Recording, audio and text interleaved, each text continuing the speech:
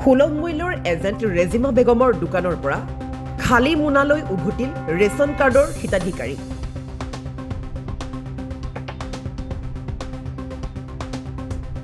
গ্ৰাহক অনুপাতে ৰাজ্যৰ ব্যাগুম যোগান বিভাগৰ যোগান নাই। ৰাজ সাহায্যযুক্ত চেনি, দাইল, নিমখ একোৱেই নাই। 628খন কাৰ্ডৰ পৰিৱৰ্তে 569খন কাৰ্ডৰ ৰেচন আহিছে সুলভ মূল্যৰ দোকানলৈ।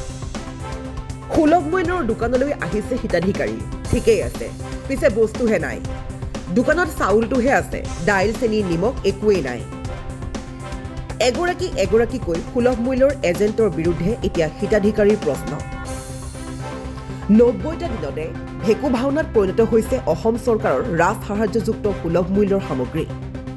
এই ঘটনাৰ স্থান হৈছে নলবাৰী জিলাৰ টিহুৰ পশ্চিম খুৰাদিত 65টা পৰিয়াল ৰেচন বঞ্চিতক লৈ হুলস্থলীয়া পৰিৱেশৰ সৃষ্টি হোৱা পৰিলক্ষিত হৈছে। ৰেচন নাপাই মুখ্যমন্ত্ৰীলৈ তীব্ৰ বাক্যবান সুলভ মূল্যৰ হিতাধিকাৰীৰ। টিহু হাৰিভাংগাস্থিত পূব নামবৰ ভাগ মৌজা বহুমুখী সমবায় সমিতিৰ অধীনত এই ৰাজ সাহায্যযুক্ত সামগ্ৰী লাভ কৰিছে সুলভ মূল্যৰ এজেণ্টগৰাকীয়ে। পিছে সামগ্ৰী লাভ কৰা নাই হিতাধিকাৰীয়ে। এতিয়া প্ৰশ্ন হৈছে 65টা পৰিয়ালৰ সুলভ মূল্যৰ সামগ্ৰীৰ বিতৰণত সৰলুকি হোৱা দাইল, চেনি, নিমখ কাৰ পেটলৈ গ'ল, কোনে খালে? ইয়াৰ তদন্ত বিচাৰি মুখ্যমন্ত্ৰীলৈ ক্ষোভ উজাৰিছে বঞ্চিত একাংশ মহিলাই। তেওঁলোকে কি কয় এবাৰ শুনো আহক। চৰকাৰৰ এখন অভিলাষী আঁচনি আচলতে এই আঁচনিখনৰ জৰিয়তে আপোনালোকক মানে চাউল, চেনি, নিমখ, দাইল এই তিনিবিধ মানে সামগ্ৰী দিছিল নিত্য ব্যৱহাৰ্য। আপোনালোকে পালেনে নাই আজি? আমি এক মাহত পাইছোঁ আৰু বাকী কেইমাহ পোৱা নাই। আমি চেনি পোৱা নাই, দালি পোৱা নাই, নিমখো পোৱা নাই, বাকী মাহকেইটা পোৱা নাই। ফাৰ্ষ্টৰ মাহটো পাইছোঁ আৰু নেক্সট মাহ একেটা আৰু পোৱা নাই। আমি আজি নিবলৈ আহিছিল নেকি? আজি নিব আহিছিলোঁ, নাই। এতিয়া কি ক'লে? নাই বুলি কৈছে, কমকৈ দিছে, আমি পোৱা নাই। কিমান মাহ ধৰি পোৱা নাই? কিমান মাহ ধৰি পোৱা নাই? কিমান 3 মাহমান হ'ল। 3 মাহমান হ'ল।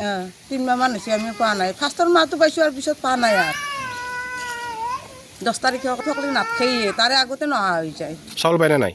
চাউলটো পাওঁ, বাকী চাউল মানে চেনি, নিমখ সেইখিনি নাপায়? চেনি নিমখটো কম, দাইলটো নাপায়? পোৱা নাই, দালিও কম পোৱা নাই। গণ্ডগোলটো কি হৈছে আচলতে? গণ্ডগোলটো কি? গণ্ডগোলটো এতিয়া কিবা হৈছে, এতিয়া গুড়তহে জানিব, আমি আৰু কি জানিম। গুড়ত কমকৈ দিছে সেইকাৰণে পোৱা নাই, নহ'লে আৰু কি কৰিব, তাই কৰিব দিব। তাইতো আৰু ঘৰৰ পৰা বানাই আনি দিব নোৱাৰে না, ঘৰৰ পৰা দিয়াখিনিহে দিবা। নলবাৰী জিলাৰ এটা যোগান বিভাগ আছে, বিভাগলৈ কিবা জনাব নেকি? এতিয়া জনাই না নজনাই, জনাব লাগিব। নজনালে কেনেকৈ হ'ব, ভালকৈ বস্তুবিলাক দিলি দিব লাগে, নেদলি নেদব লাগে, নেদলি ভাল কৰি বন্ধ কৰি দিব লাগে। এতিয়া কেইটামানে নিব আহিছোঁ, এতিয়া আকৌ নাই, কাৰণে আমি এতিয়া সোধা মানুহকেইটা যাব লাগিব। মোনা লৈ আহিছোঁ, আমি মোনাগিলা লৈ আহিছোঁ আমি লগত। ঘটনাটো মানে আমি এতিয়া যিখিনি মাল পাইছোঁ সেইখিনিতো বিতৰণে কৰিলোঁ, সেইখিনি ফিংগাৰ অলৰেডি অফিচত গুচিয়ে গৈছে। গতিকে এতিয়া মানুহখিনি নিব আহি আছে, এতিয়া অকল চাউলহে পাই আছে। মানুহখিনি এতিয়া চাউলো নালাগে বুলি কৈছে। যদি দেই প্ৰতিখন কাৰোতে 1 কিলো দালি, 1 কিলো চেনি, 1 কিলো নিমখ দিব লাগে। গতিকে আধাই বঞ্চিত হৈছে এতিয়া আৰু পোৱা নাই। মানে আপোনাক মানে কি বোলে মানে এতিয়া প্ৰেচাৰটো মোৰ গাত আহি আছে এনেহেন।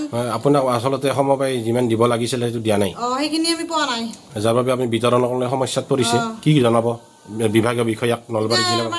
বিতৰণ এতিয়া যদি দালি, চেনি, নিমখ দিয়ে গোটেইখিনিয়ে দিব লাগে, ফুল ৰত্ন কৰি দিব লাগে।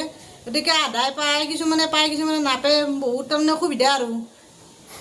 তেওঁলোকক বুজাই দিছে নেকি কথাখিনি? গোটেইখিনি কথাখিনি বুজাইছোঁ, বুজালে তেওঁলোকে বিশ্বাস নকৰে নহয়। হ'লে একজনে পায়, একজনে নাপালি প্ৰত্যেকৰে বেয়া লাগে, তেওঁলোকৰো বেয়া লাগে, আমাৰো বেয়া লাগে। গতিকে যদি বিতৰণক লৈ কেনেকুৱা সমস্যাত পৰিছে? এতিয়া সমস্যা মানে বিতৰণক লৈ তাৰমানে একজনে পায়, মোটামুটি 100ৰ ভিতৰত যদি 90% পায়, 10% নাপালি তাৰ বহুত আপত্তি হয় আৰু।